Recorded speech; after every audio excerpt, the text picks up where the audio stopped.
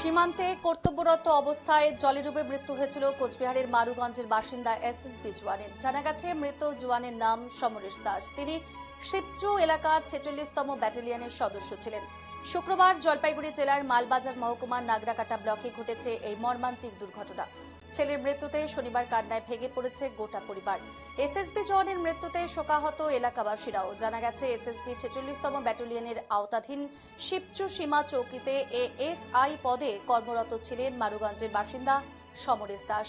এলাকাটি ভুটান সীমান্ত লাগোয়া। শুক্রবার আরও ২১ জন জওয়ানের সঙ্গে পেট্রোলিংয়ের বেরিয়েছিলেন সমরেশ। দুপুর ১২টা নাগাদ পা পিছলে নদীতে পড়ে যান তিনি। জলঢাকা নদীতে এখন স্রোত বেশি থাকায় ভেসে গিয়েছেন তিনি। পরে সমরেশের দেহ উদ্ধার করে আলবাজার হাসপাতালে নিয়ে গেলে কর্তব্যরত চিকিৎসক তাকে মৃত বলে ঘোষণা করে।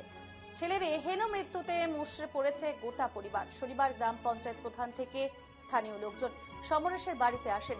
মৃত এসএসবি জওয়ানের স্ত্রী চুমকি দাস জানিয়েছেন, গত রবিবার মারুগঞ্জ বাজারে গণেশ পুজোর দশমীতে বাড়িতে এসেছিলেন স্বামী। সোমবার সকালে আবার ডিউটিতে যোগ দেন। শুক্রবার সকালে শেষবারের মতো ফোনে কথা হয়েছিল। ফোন করে সে তাকে জানায় তিনি মোবাইল রেখে ডিউটিতে যাচ্ছেন, ফিরতে দেরি হবে, বাবা মাকে দেখে রেখো। স্বামী যে আর নেই তা তিনি ভাবতেই পারছে না, তা জানিয়েছেন জওয়ানের স্ত্রী।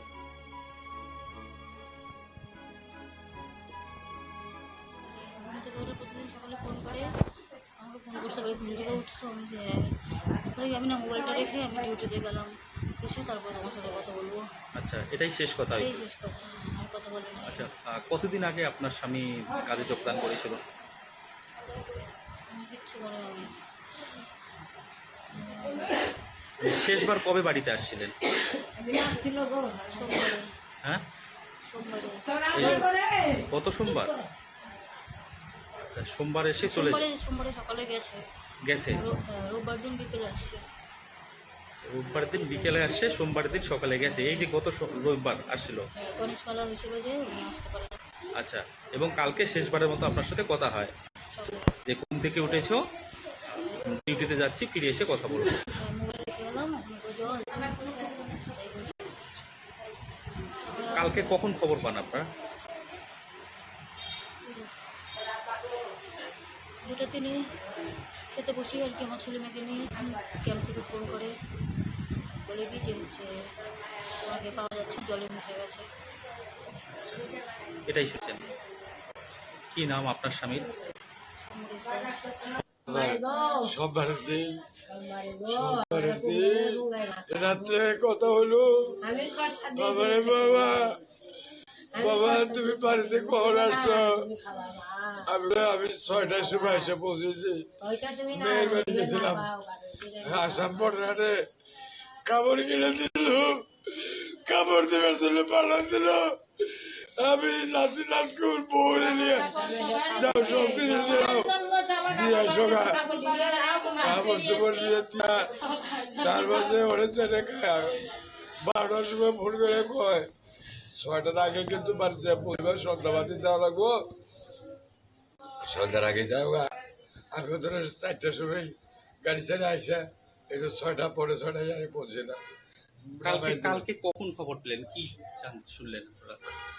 কালকে আমি যখন এই বাড়িতে চৌমতি দেখেছি, তখন আমার নাতিটা বললো যে দাদু তাড়াতাড়ি বাড়িতে আসো তো, তাড়াতাড়ি বাড়িতে আসো তো। এমন কি এইমাত্র বাড়ি থেকে আমি আসলাম, আসো শিখিরে। তো তখন আমি আসলাম, দূর বেড়ে আসলাম, কিরে কি হয়েছে রে? ভাবি কি হয়েছে? বাবা রে আর একটা লোকের জলে পড়ছে, খুঁজে পাইতেছে না। আমার দাদার নাম হচ্ছে সমরেশ দাস। সমরেশ দাস বয়স কত হবে? বয়স 50-এর উপরে হবে। 50-এর উপরে। কি করতেন উনি? এমনি আমাদের মানে জমি জমা কৃষিকাজের মধ্যে উনি কি করেন? সার্ভিস কিসে? এসএসবি তে। কোথায় পোস্টিং? কোথায় পোস্টিং হচ্ছে? মালবাজার। আচ্ছা, কতদিন আগে কাজে যোগদান করেছিল পোস্টিং? হ্যাঁ, 20 বছর আগে। প্রায় 20 বছর তো হয়ে গেল। না 2002 2002-এ যোগদান করেছিল। হ্যাঁ, জয়েন করছি। আচ্ছা, কি শুনতে পেলে কালকে আপনারা? আমরা শুনতে পেলাম যে দাদা নাকি মানে ওইখানে হরকা বান পাহাড়ে ভুটান বর্ডারে হরকা বানে দাদা ভাইসে গেছে। আচ্ছা আচ্ছা। তারপরে তখনই আমরা গাড়ি ছাড়লাম। গাড়িতে যেতে যেতে আমাদের সন্ধ্যা 6টার মধ্যে পেয়েছি। পৌঁছানোর পরে হেডকোয়ার্টারে গেছি মালবাজার যাওয়ার পরে ওইখানকার যে মানে সিকিউরিটি যারা আছে ওরা আমাদের জল টল দিল, একটু বসলাম। বসার পরে আমরা তো কান্নাকাটি করতেছি প্রচণ্ড।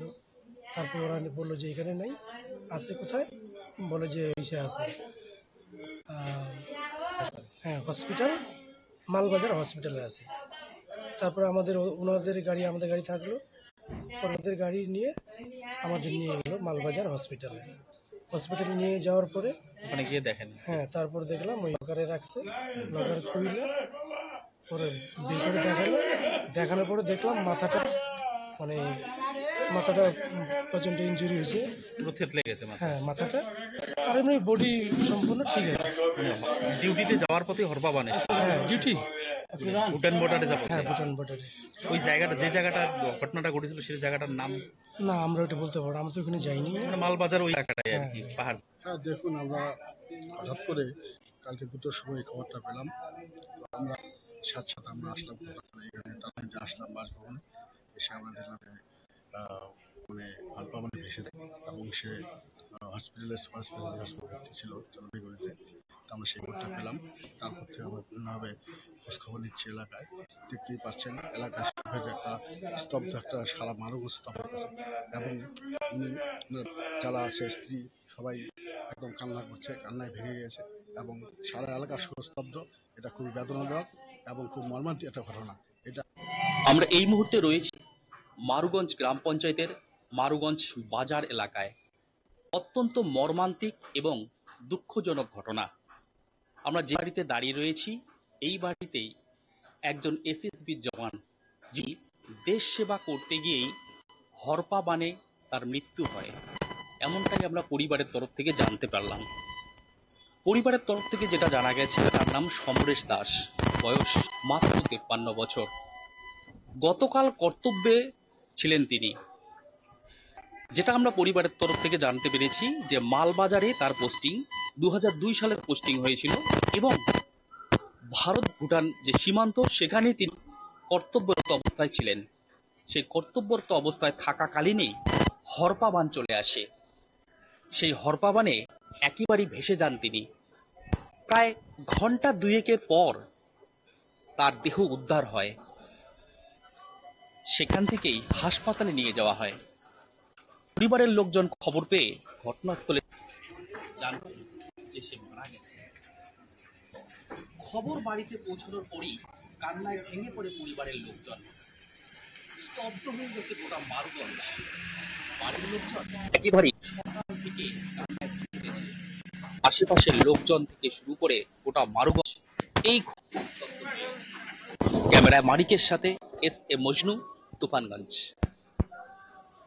কত কষ্ট করে পুরা পালন করছিলাম, ভগবান আমার গর্বে দিছিল আসিল গো। আমি অনাথ, আমার কিছু নাই। কত কষ্ট করে পুরা পালন করছিলাম, ভগবান।